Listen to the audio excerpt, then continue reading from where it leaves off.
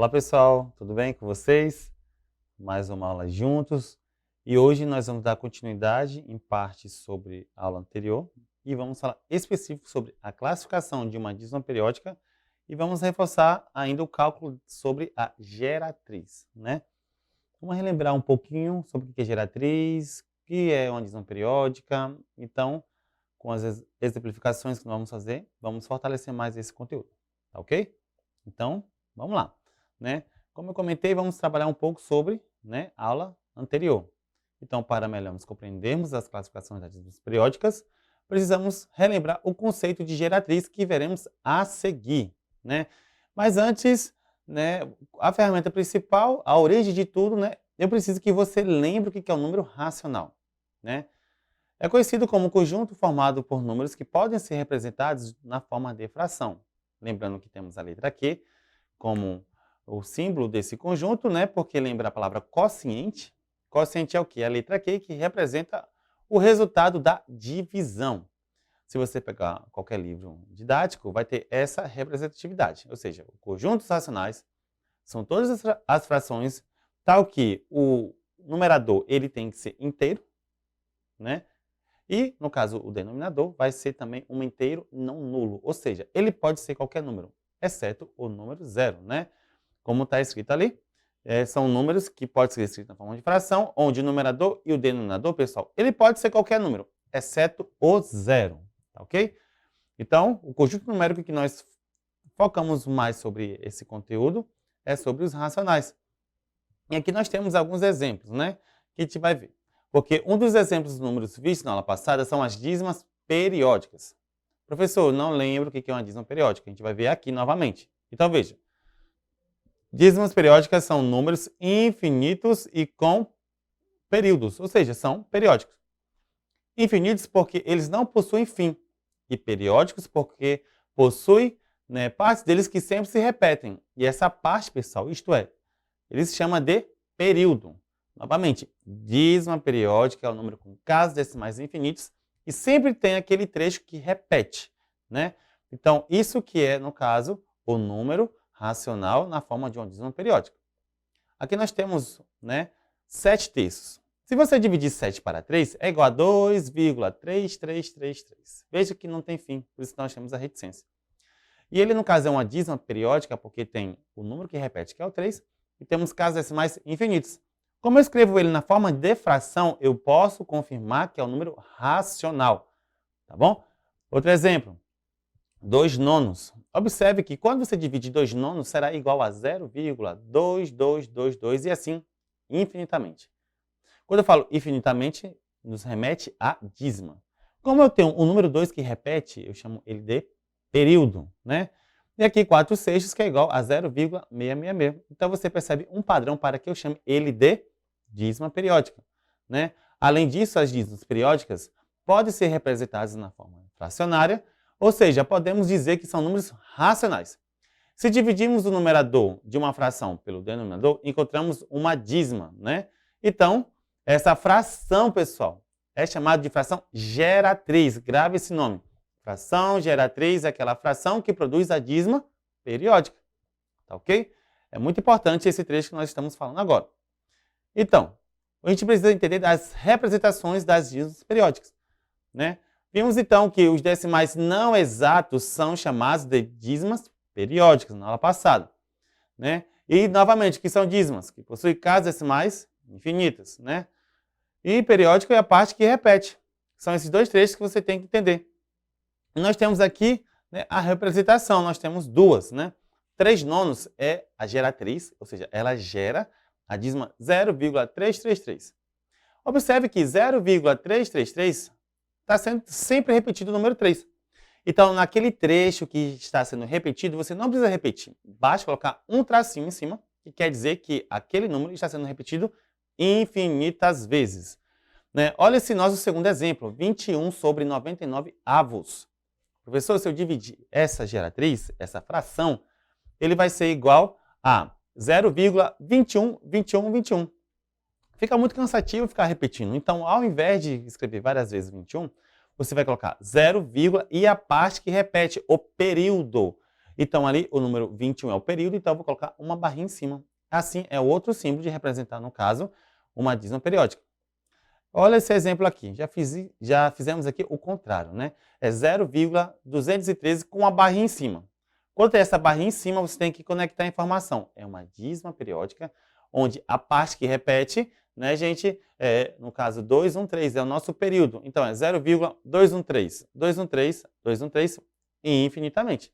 Então, nós temos essas representações. Tirando essa parte das representações, a parte principal de hoje é o quê? As classificações das dízimas periódicas. Eu preciso que você entenda uma pequena diferença que faz total, né, distinção entre alguns tipos. Então, veja. Primeiro, para que possamos classificar essas dízimas, temos que observar os valores após a vírgula. Vou ler novamente. Para que possamos classificar essas dízimas, temos que observar os valores que estão após a vírgula. Então, podemos chamar inicialmente a primeira classificação como simples se o período, ou seja, a parte que repete, aparece logo após a vírgula, né? Então, veja, 0,333.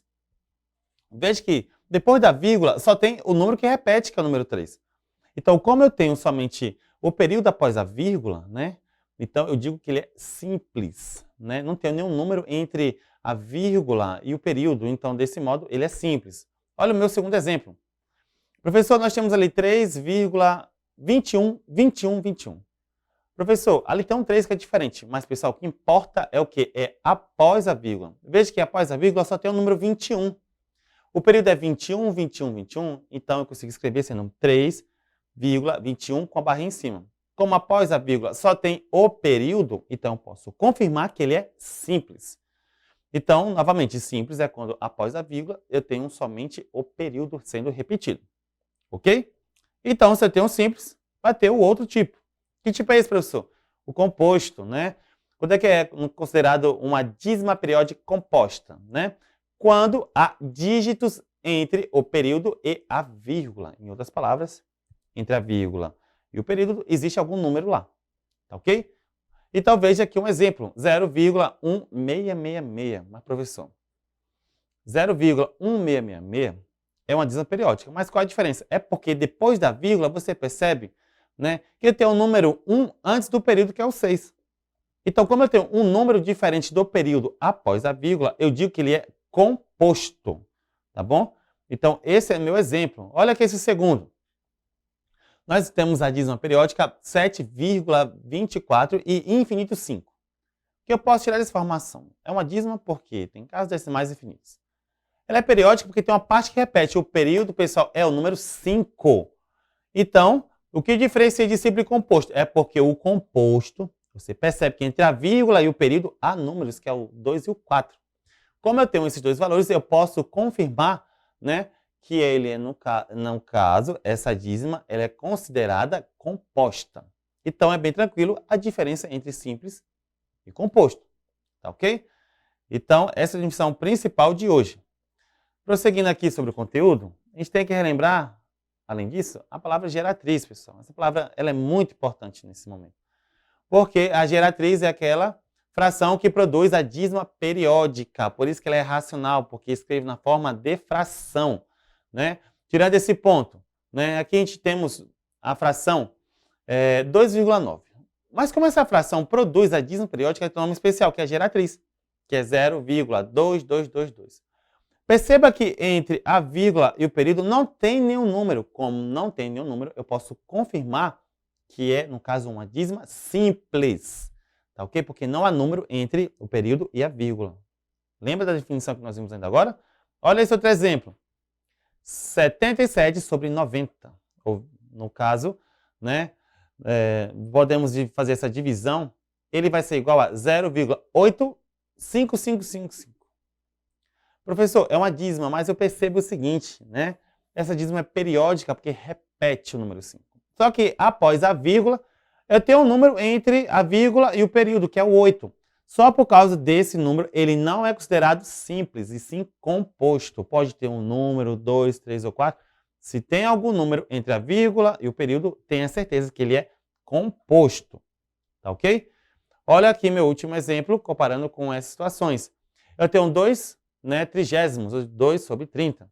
Dividiu, deu 0,0666. O período é o número 6, mas é o seguinte, pessoal. Veja que entre a vírgula e o período, que é 6, eu tenho um número 0. Esse 0 é diferente do período. Como ele é diferente do período, eu posso confirmar que ele é, que no caso, essa dízima, ela é composta. Tá ok? Então, você vai ter que fazer alguns pontos a partir de hoje. Olha, a fração que gera a dízima periódica, vai lembrar que é geratriz. Essa geratriz tem representação. Posso colocar uma barrinha de vez em quando, né? E temos que ver se ela é simples ou composta, tudo depende após a vírgula. Tá ok? Então, aqui a gente vai pegar, depois dessa definição, a gente vai fazer aqui com vocês, né?